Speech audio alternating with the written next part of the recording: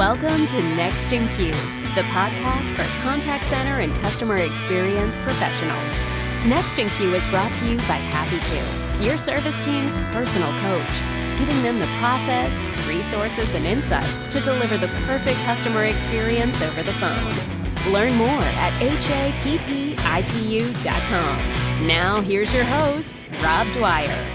Welcome to another episode of Next in Queue. Today, I am joined by author and security expert Matt Smallman. Matt, welcome to the show. How are you? Very good, thank you. Nice, thank you for having me. I'm sorry I didn't manage to get any Lego in the background for you. It's okay. That is okay. You have a great background. What you've got going on is this blue light, which is pretty fantastic, and I'm a little jealous of it right now.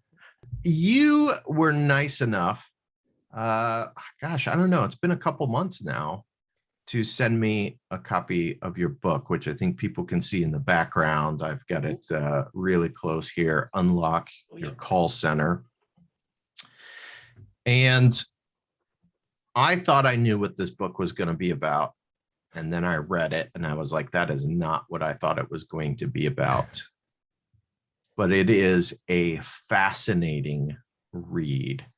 And it's the reason that I wanted to have you on the show so that we could talk about some of the things that are in that book. But before we get into that, I'd like for you to tell us a little bit about your pre-contact center days, which I find incredibly fascinating as well, because you were in the military, right? Yeah, that's right. So I think this was before the turn of the century, when we're all living in a very different world. One of the things to do to kind of see the world and have a bit of impact was to join the military. So I joined the British Army just before the year 2000, and they sent me to some very exciting places like South Georgia and the Falkland Islands. Exciting is probably not the right word, but interesting is probably a better word.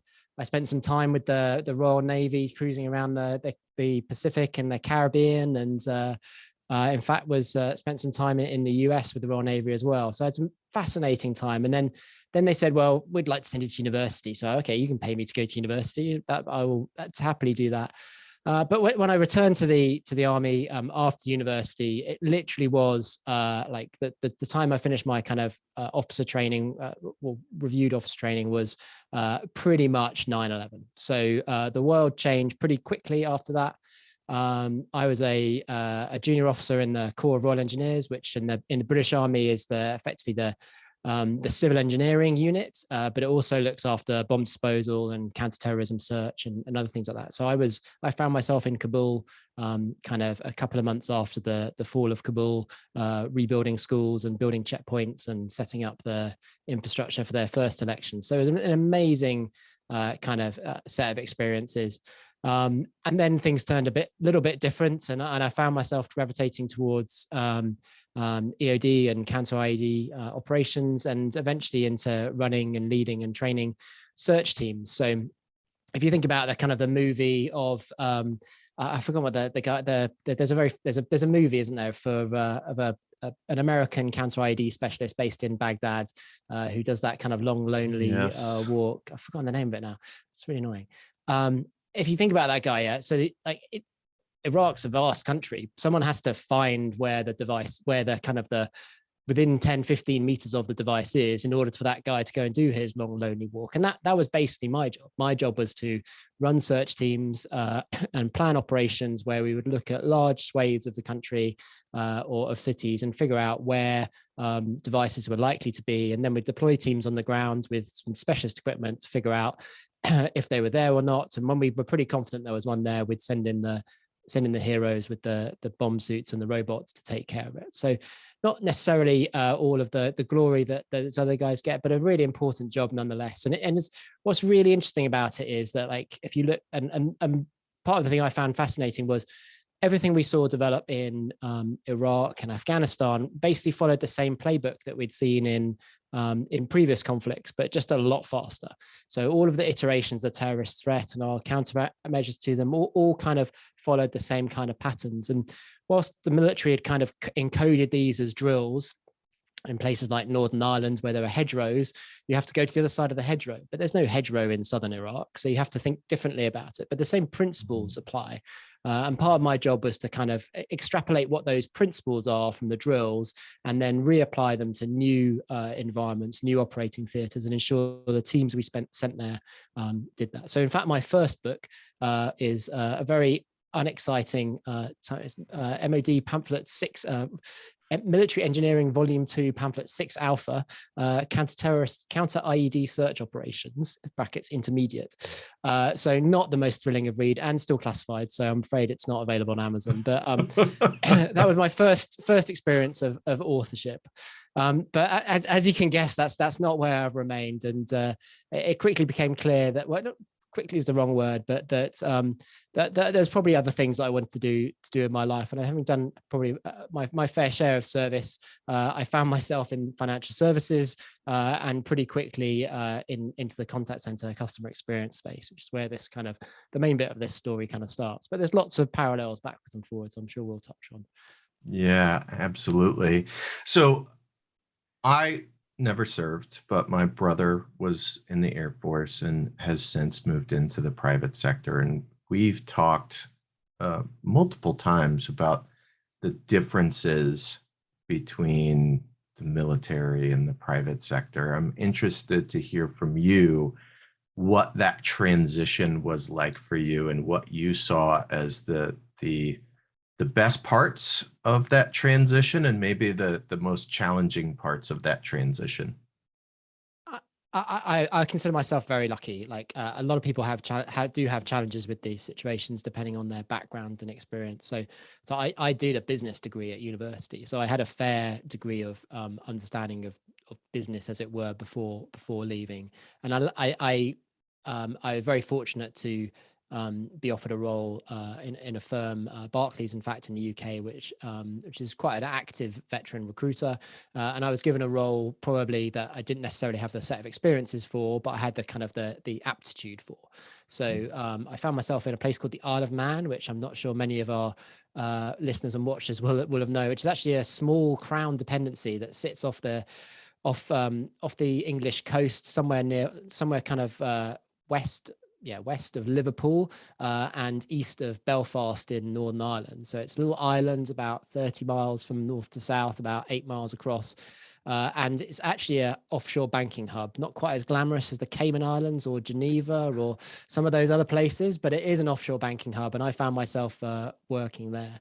So I think I was pretty lucky in my transition. I know others definitely haven't been as lucky. And I think it also depends on the kind of where we are in the economic cycle at that time as well. So yeah, I think I was pretty lucky.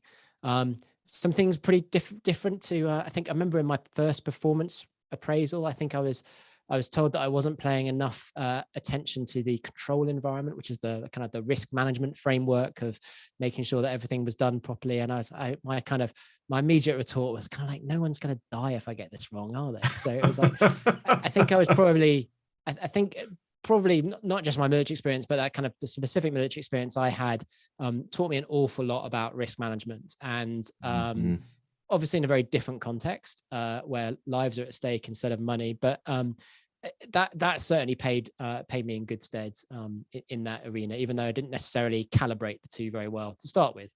I've got better in that sense. So one of the things that I thought was most striking about reading your book, and I should preface this and say you come at this book, it's about customer experience. It really is focused on customer experience, but it is looking at things, I think, in a way that a lot of us ignore or aren't paying enough attention to. And that is the security, the customer authentication side of things. And you say that part of the problem with customer experience is that a lot of agents are operating out of a position of fear from the very beginning of the call. Can you talk about that a little bit? Yeah, I think it's worth decomposing this a couple of steps first. So yeah, like there are a lot of great authors and a lot of people out there with a ton of customer experience knowledge and recipes and things that you can do to improve your customer experience. The thing that's always struck me and I found a particular kind of resonance with is that pretty much regardless of what it is you're doing, what kind of industry you're in, what vertical you're in, what kind of size of company, there's always this thing called the security process or the ID&V process or DPA process or whatever people are going to call it. There's always this process. And for right or wrong, this process has evolved over time. It's evolved from a world where kind of retailers knew their customers and bankers knew their customers by face, and there wasn't really a need for identification and authentication, to where we built bigger and bigger firms where people didn't know each other, so we needed reference numbers, and then fraudsters started to figure out that they could get in there, so firms reacted by implementing security processes, and then we started to deliver service remotely, and during COVID, obviously, even more and more service remotely. So we evolved these security processes using the best tools that were available to us at the time. And to some extent, like it's just almost accepted as the status quo. That we have these processes that people are like ask their mother's maiden name and their social security number. And it's like a security, I call it security theater. I mean, I think it's verging on fast, to be honest, like where we are, where we think that these processes are adding some level of security, when in reality, they're adding no security. They are frustrating and time consuming to use because people have to remember information, and they're also distracting from the core purpose of the interactions taking place.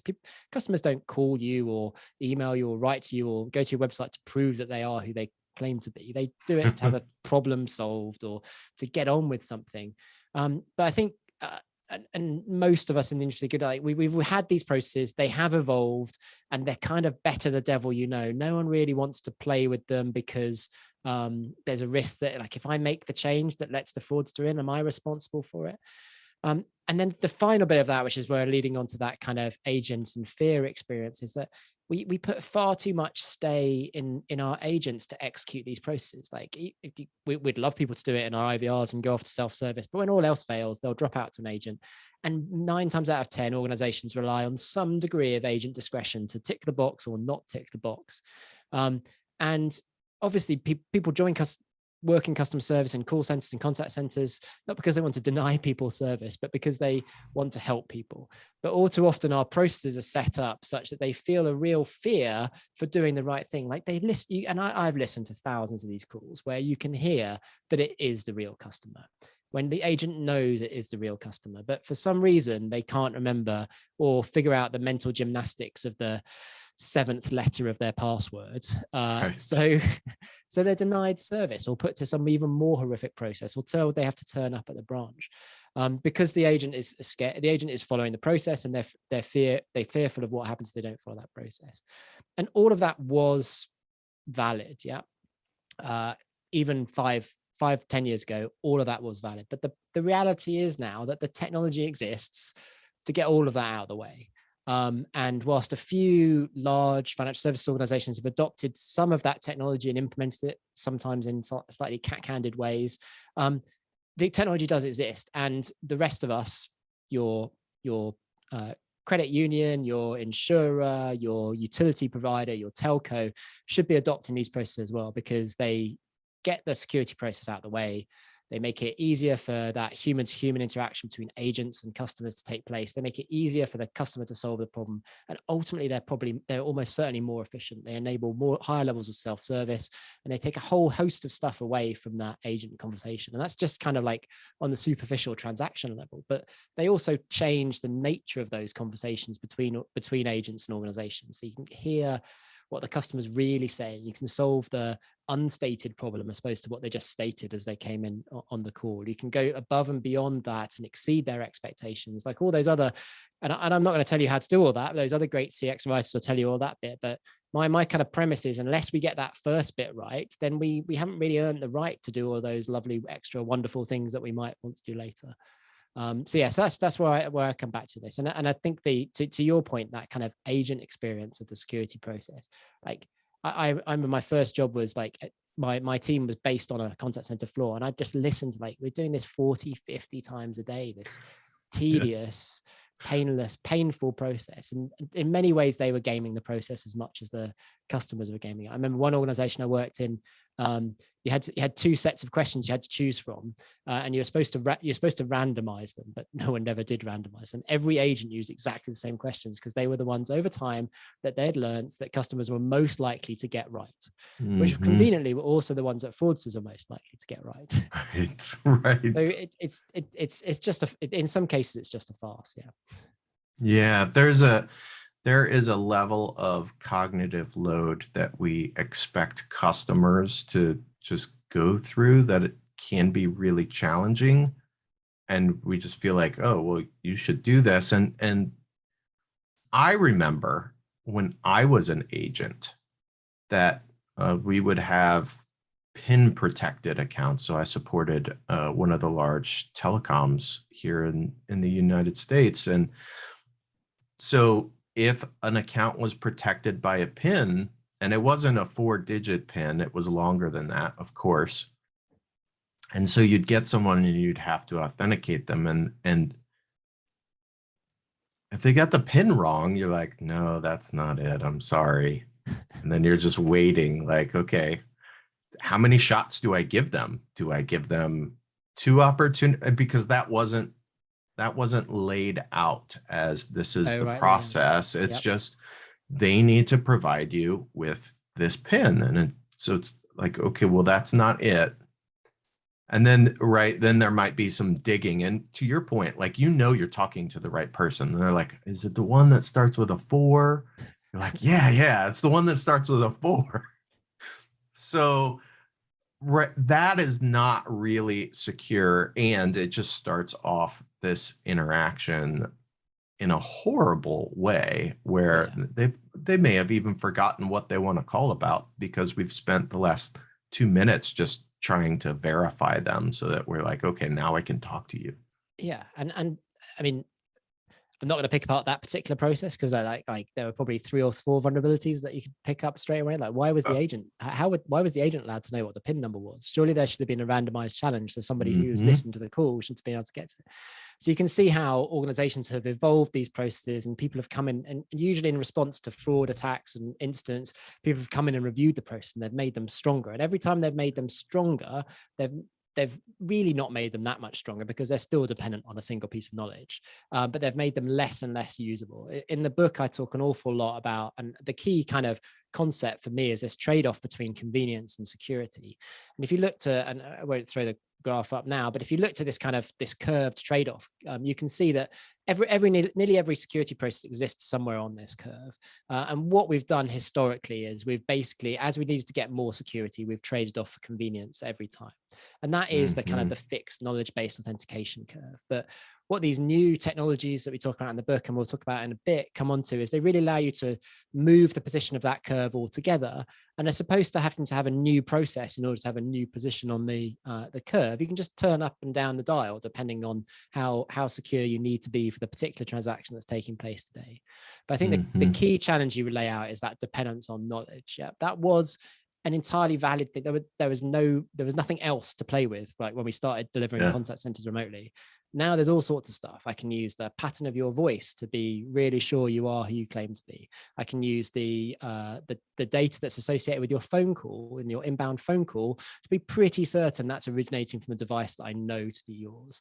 I can use the things you're asking for, the way in which you're asking for them, and the types of transaction you're requesting, I can see that that's consistent with your normal behavior on this account, and can be reasonably certain that there's a low propensity of fraud related to it. So all of these technologies can be done by computers in the background, doing what they do best, following the rules, allowing humans to do what they do best, which is kind of manage the messy stuff in the middle. And I always love the fact that if you think about kind of IT security, there's so many great advances in IT security, because like computers follow rules and they do the same thing every time. Like, so public key cryptography, if you're familiar with it, is an amazing kind of discipline relying on maths, and it works flawlessly for every single web page. Every single little image you download is encrypted by this amazing kind of mathematical cryptographic system. Yeah. Like, but no human is capable of doing that. Yeah. It's just not possible. So we need human capable systems to enable these human-to-human interactions. Yeah, absolutely. It reminds me, I just recently had a conversation with Gemma Colby, who runs CX over at Yale in your neck of the woods. Oh, yeah. And one of the things that we talked about that you touched on was that really what CX professionals are trying to do is replicate that experience of when you did know the person that you were talking to, right? Kind of that small town, small village, like everybody knows everybody, and they walk into the shop and you instantly recognize them. Absolutely. Like that's the level of familiarity and personalization that we're trying to replicate, but to do that at scale. And one of the reasons that we struggle with that is exactly this, that very first part, we're in many cases not doing a good job of recognizing who this is. And so instead we're making them jump through these hoops, some of which are not that effective. Absolutely. And I think, I mean, there's so many other advances in technology in the customer experience space, and voice bots and chat bots and the rest of it, but they are fundamentally constrained by this challenge. Yeah, if they don't know who the person is, and you're not sure that they are who they claim to be, then all you can do is answer FAQ questions from a website. That's not that useful to anyone. It's when you know who they are and you're certain they are who they claim to be, then you can do a whole host of other things for them in a kind of self-service fashion, in enabling that personalization. And I think we spent a long time chasing we spent a long time chasing the dream of kind of solving all of our problems by deploying chat and voice bots and all these things, but we haven't kind of come back to the fundamental enabler, which is like, we need to be certain who they are and that they are who they claim to be.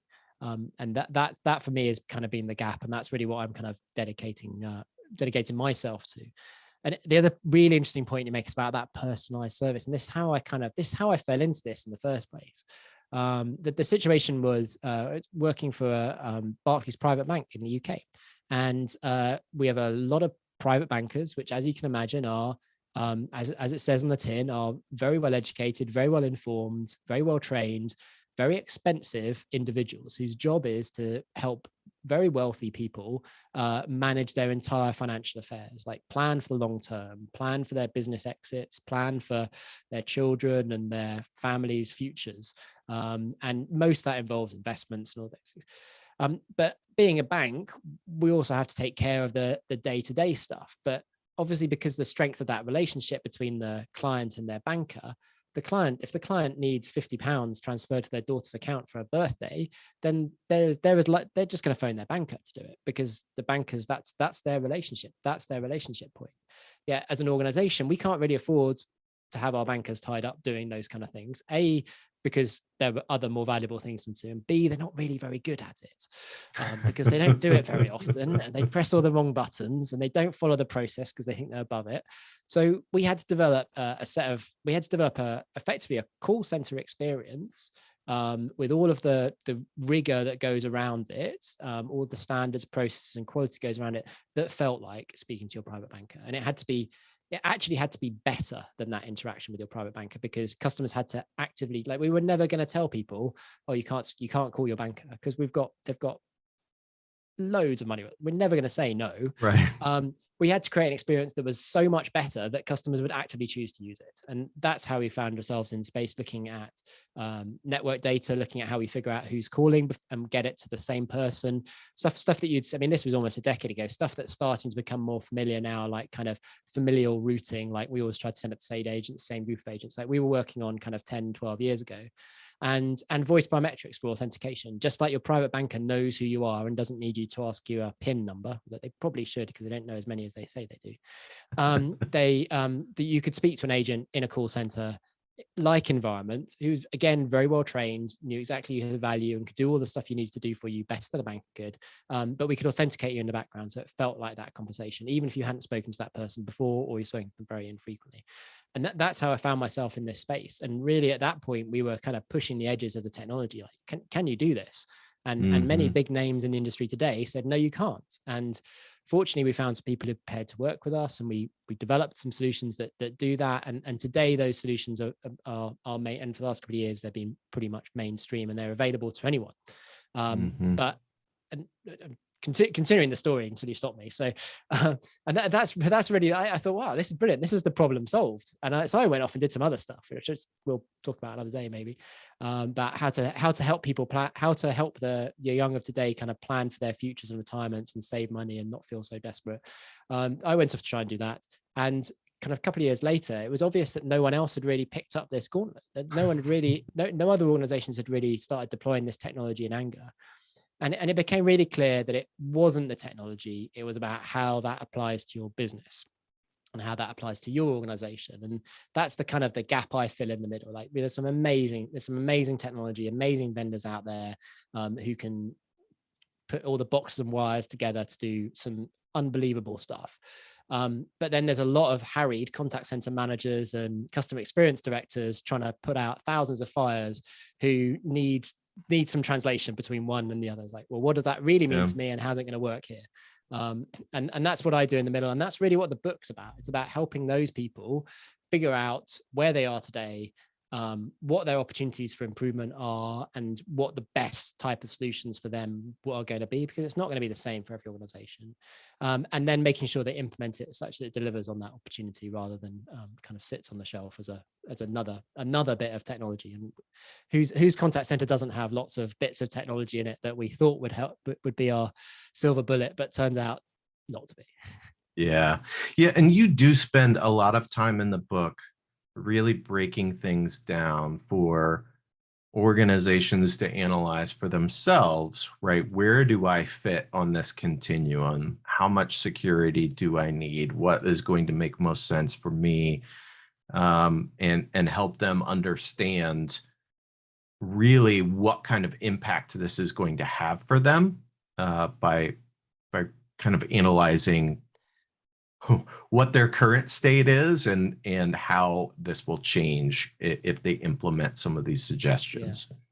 Yeah. And I mean, every consultant you work with tells you you've got to do your current state assessment, and before you figure out what your opportunities are, and then you move forward from there. But I think with this particular issue, because ID&V, authentication, security, whatever you call it, has just kind of faded into the background of our call centers. Yeah, often it's something that happens, a chunk of it happens in the IVR and some of it happens with agents, but it's happened for so long and we do it so often that we can't even see it anymore in front of us. Many organizations I work with can't really tell me how many people they know who they are. We break it down into two steps. Identification is this kind of act of figuring out which unique record in your systems this particular caller is claiming to be. We call that identification. Then authentication is the process of confirming that they are that person. So they're actually two separate and distinct processes, but often they're kind of conflated together. And you could say, like, is a social security number, is that an identification question or authentication question? Is date of birth an identification or authentication question? Because they could both be used for both purposes. Is it supposed to be secret or not?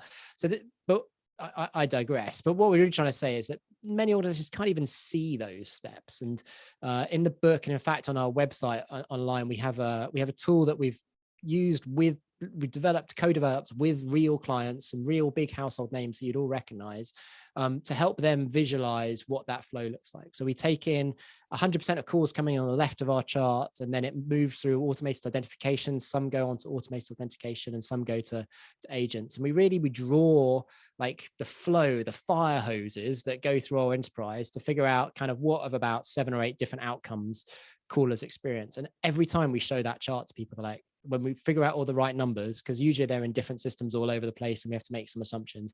When we show that chart to people, they're like, oh yeah, we really should do something about this. But it's just faded. And that's part of my frustration. And part of the reason for talking to you and writing a book is we're just going to make more noise about this stuff. Like it's faded into the background of our call centers. It's too difficult to fix. But I think particularly as the economic environment changes and the kind of a commercial crunch appears, like inevitably kind of finance directors are going to be turning around to their calls and to their customer experience and say, can I take 5% off your budget next year? How are you going to do that? And this is just a ripe target for that. This is just a ripe, it's not unusual to see kind of 10 to 12% of all talk time spent on security processes. It's not unusual to see 10 to 15% of customers denied or restricted service because they can't get what they want in the first time. The vast majority of those turn into repeat calls because when the customer goes and finds a piece of information that has the PIN number written on them. So it's a major commercial opportunity to do things better, even apart from the customer experience benefits, which I think will which speak for themselves and stack up over the long term as well.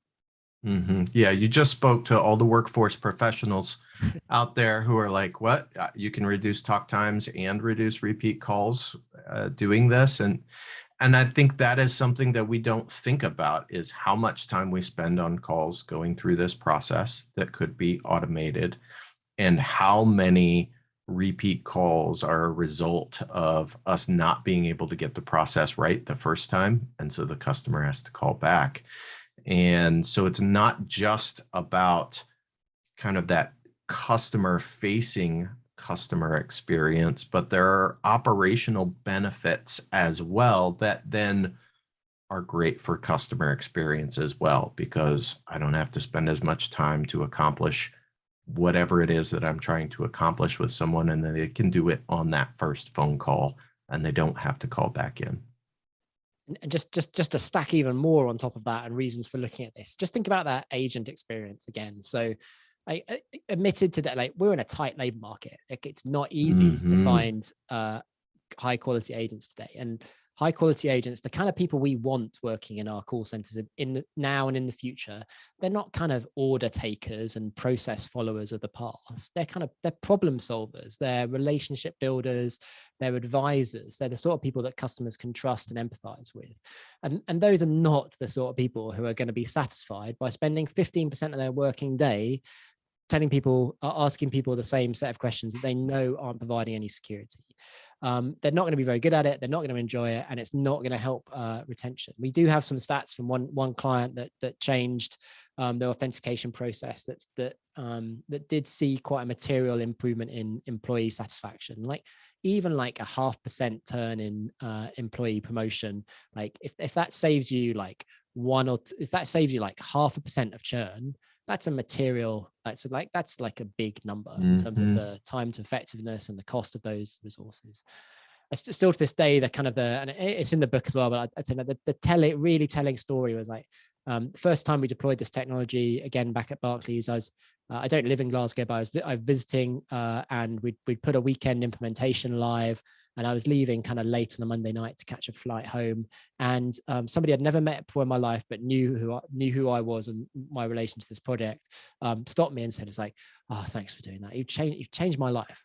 And I thought that was a bit extreme, and it probably was. But like, it's no word of like, people don't enjoy doing these things. They don't enjoy denying service. And admittedly, like, high net worth financial services is like an extreme case. Yeah, there's a lot of security, there's a lot of risk, and there's a lot of people having problems with security processes because of all those things. So it is at the extreme. So that's why those kind of organizations, and you'll see the headlines kind of from a couple of years ago, and similar in the US, did have implemented this kind of technology. But today it's accessible to everyone. And Mhm. whilst these problems are, but at a cost point that's like an order of magnitude lower than what I paid for it a decade ago. So the reasons for doing it, and everyone I think looked at this kind of stuff almost a decade ago and said, oh, do you know what? It's just too expensive. It's just too complex. I think you need to look again. I think people need to look again with the emergence of contact center as service providers. Integration is cheaper than ever. The proliferation of vendors in this space, the price point is like an order of magnitude lower than what it used to be. In many cases, you pay as you go. So if you don't get benefits, you don't pay for anything. So I really urge people to start thinking again. And if you want to even vaguely interested in starting that, then there's a great book that you can get. And if you go to, and I have to do my plug now, if I'm afraid. So if you go to unlockyourcallcenter.com, then you can get the first chapter free. So that'll give you a bit of a sample. And if you like it, then obviously it's available in all of the usual bookshops. Yeah, and we'll definitely put that link in the liner notes.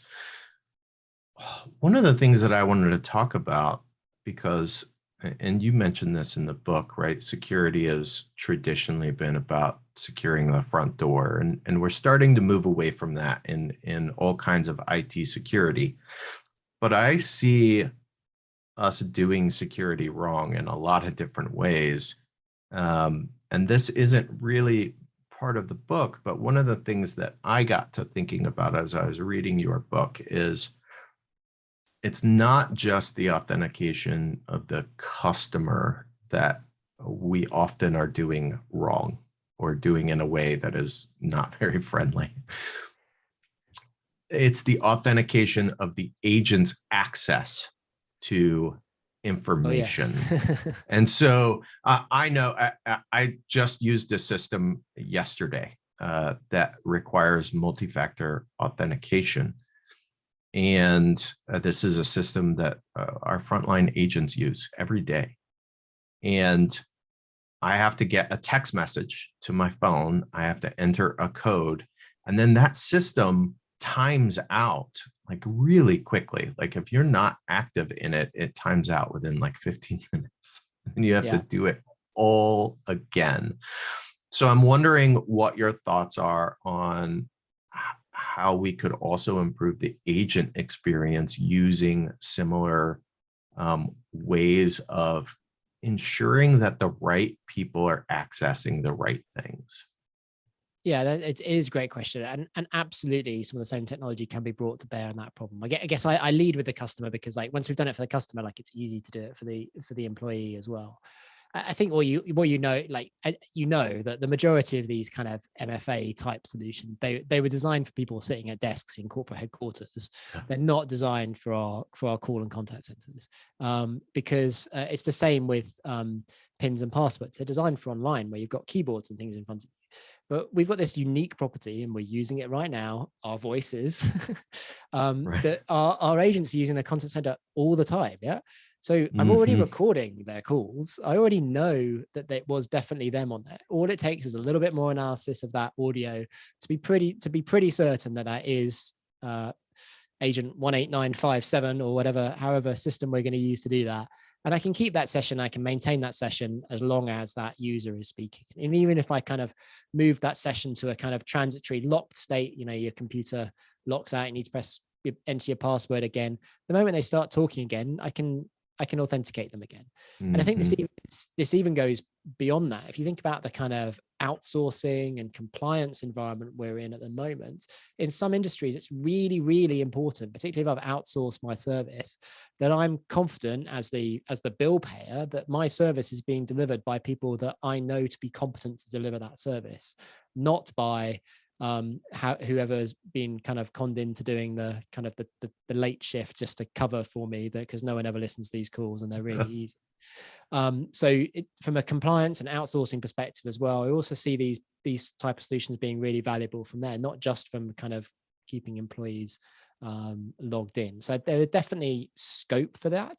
There are challenges in terms of privacy legislation and consent, that everyone shouldn't have to provide a biometric data unless you agree to do that. But there are ways of incentivizing that, and most people most people are not malicious. Most people, and if you make it easy for them, they're going to sign up. And that's been our experience with customers, and it's been our experience with employees. Like if there's something in it for them and it's going to make their lives easier, people are like, well, yep, I'm there. Yes, absolutely. So the one other thing that I wanted to ask you about, so, you talk really about three different pillars, right? So one is behavior, right? Is this expected behavior for this particular customer? The other is network authentication and detection, right? Understanding kind of how this communication channel is coming to you. And then the third is voice. As we see AI becoming better and better at impersonating voice, do you see the potential of voice being diminished because it becomes less useful as a biometric? So that's a really good question, and we should drill down on that. That is one of the kind of the key kind of challenges that we get a lot in these conversations. So I think first of all, you have to acknowledge that no security method is ever perfect, and that's why we have multi-factor authentication. That said, though, the vast majority of interactions that take place in an organization are pretty low risk. There's very little information being exchanged. There's very few transactions taking place. So if we accept that most interactions are low risk and that voice biometrics provides us a very high confidence means of authentication, then it could be said that it is true. It is vulnerable to impersonation attacks. Now, the most obvious impersonation attack is like just getting a recording. And therefore, we don't tend to recommend the kind of some of the more text-dependent solutions that you see today, because whilst there are means of detection available to figure out whether recordings are there, I think ultimately that's where fraudsters will probably focus their efforts. But if we looked at the kind of the freer speech, text-independent forms of authentication, then in order to recreate a synthetic voice, just to make a human sounding like conversation, requires usually kind of 20 to 30 minutes of captured audio, usually requires a specific script to be read so that all the right phenomes are presented so that the model can crunch it. And even then, you think about the origin of these models, they're really driven by the needs of the entertainment industry to create something that's human, that sounds alike to a human. And in actual fact, like, humans are very easy to trick. Like you and I, like we think we recognize each other by our voices, but in practice, we're only using kind of like 5-10% of the features that are available in that voice.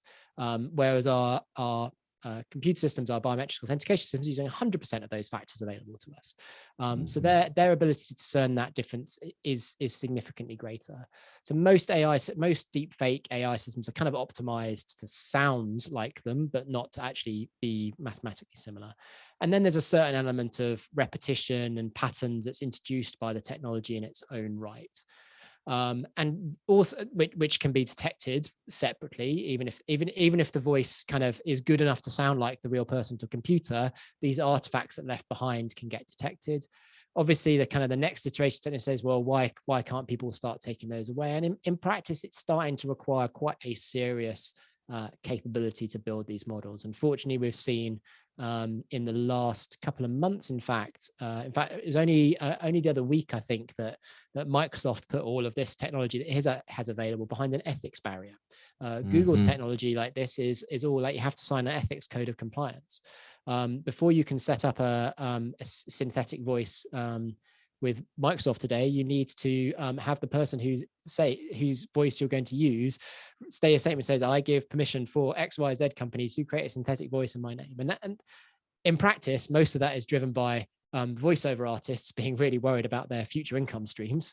But the same applies in the kind of security situation. Obviously, in the long term, there are risks. We've seen some stories in the media that suggest that a CEO of a UK subsidiary of a German firm was defrauded in what we call this kind of CEO type fraud by somebody who sounded like his German boss. But there's no recordings actually available of this to know whether it was just someone who sounded a bit German or whether it was a fake available. And there was no biometric technology run on that call. So it's clear that if they're not, then soon they will. Fraudsters will try this kind of technology. I think it's most likely to be used and exploited in that kind of CEO type, invoice type fraud kind of scenarios, rather than it is in our kind of large scale business to consumer environments. That said, though, our kind of standing advice remains, like, certainly for people who are in the public domain, for whom a lot of audio may be available for them in the public domain, then it would make sense, even if there's no evidence of it being exploited, for them to be protected by, or their most risky transactions to be protected by, multiple factors, which is just good security practice anyway. So I think, like, nothing's perfect. The fraudsters will move on to tackle things, but this is a hard problem for them to solve. There are still billions of people who have their social security number and password 123 as their login to their bank account. Like, this is not worth their effort right now. Right. So I don't expect to see it being a major problem for the foreseeable future. It's not the low hanging fruit. Yeah, it 100% is not. We always talk. I always, like, back to my economics, like, fraudsters and imposters, like, they're probably more economically rational than your average customer. Yeah, they will deploy the amount of effort required to gain the rewards, and they will prioritize the effort for the kind of the minimum amount of effort for the greatest amount of reward. And quite frankly, like, trying to defeat a voice biometric system is a ton of work for next to no chance of success and therefore reward. And there's a whole bunch of other stuff out there that they will go to. Invariably, as that stuff security gets improved there, then we might see the pendulum swing the other way. It's just the way we've seen. Like, remember when internet banking and mobile apps first appeared? Like, the fraudsters were on those like anything, because they were just full of holes. There were so many vulnerabilities. And the security people have got really good at covering those vulnerabilities. So fraudsters have switched back to call centers and face-to-face interactions, if not to actually steal money there, but at least to gain information necessary to compromise other channels where features and things are available to them. So so they are almost perfectly economically rational. So our job is to maintain the walls high enough, rather than so that they don't bother to climb them, rather than to make them impossible to climb. Yeah, absolutely. That's not a great analogy, but we'll go with that. I think it gets your point across. Okay. I really do.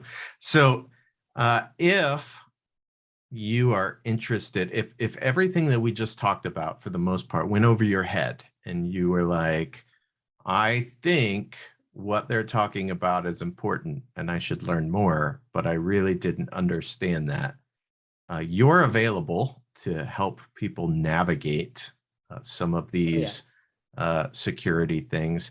They can obviously go to your website. They can hit you up on LinkedIn. Is there anything else that they should be aware of?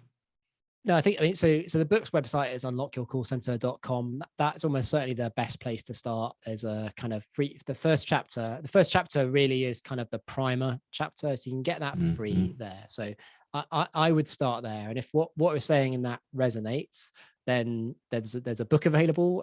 It's on Kindle. I think it goes on discount every now and then. It's on Kindle Unlimited, and the paperback versions. That's probably where I'd start. But if you need any help navigating that, then just ask. Like, 100%, it is my mission to get rid of ridiculous, pointless, frustrating, time-consuming, insecure security processes. Like, I don't necessarily. I have a number of clients, so I'm fortunate to have the luxury of being able to start genuinely. Like, if you think you've got a problem that I might be able to help with, or you just need like 5 minutes pointed in the right direction, then pick up the phone or send me an email, because like that literally that's what I consider to be successful. My aspiration is to have a billion better conversations by the end of the in 4 years time. Yeah, so we're up to 500,000 now, but a billion better conversations is kind of where I'm going. And if we can go to 2 billion, then that'd be even better. So that's, I think for me, that's really the important thing. Like, knowledge-based authentication, its day has come. Whether some of these advanced technologies are right for you or not, how you buy them or not is kind of a question you need to answer.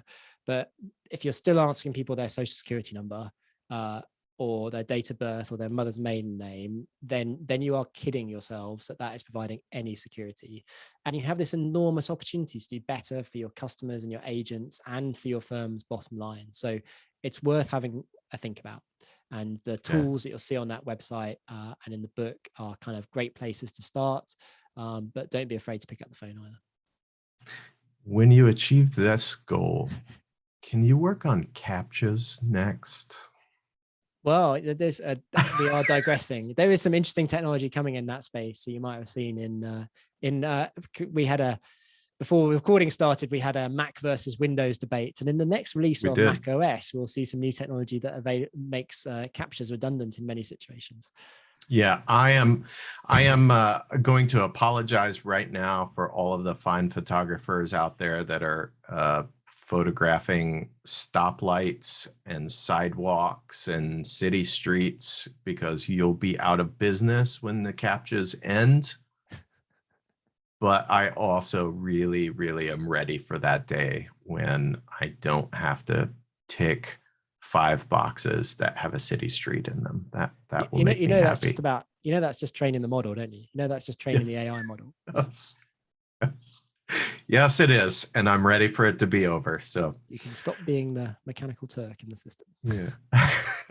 Matt, it has been great talking to you. I really appreciate your time today. Thank you for having me. Thank you. Thank you so much for joining.